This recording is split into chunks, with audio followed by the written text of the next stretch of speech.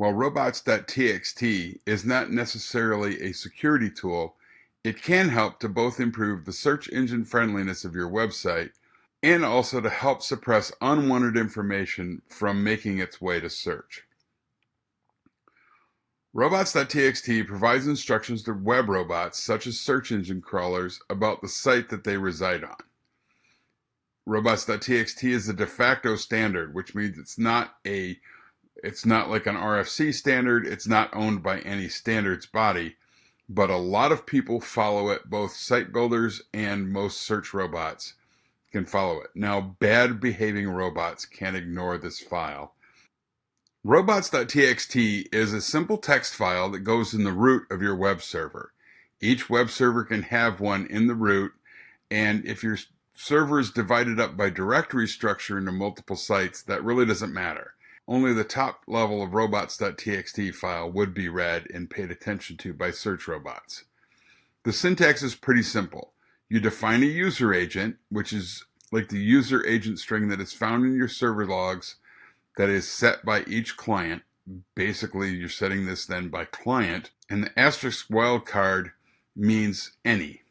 So in these examples from the Wikipedia page, if you say disallow and don't specify a resource after disallow, right here, then this means allow all files on the site to the robots.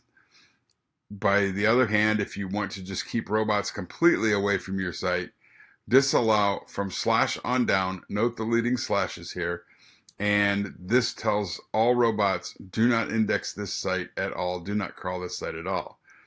Now, breaking up a little bit further, you can specify to disallow only specific directories and even files as shown here, and everything else would be allowed because it wasn't specifically disallowed.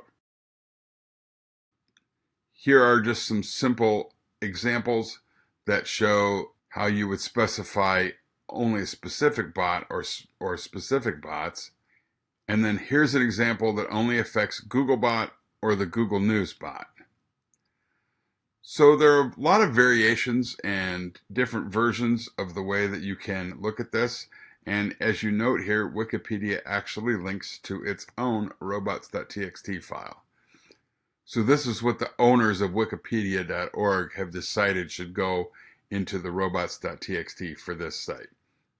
The best way to check a complicated robots.txt file is to review it with any of the available online tools. And both Google and Bing have tools, which we'll see shortly, that allow for the checking and reviewing of this file.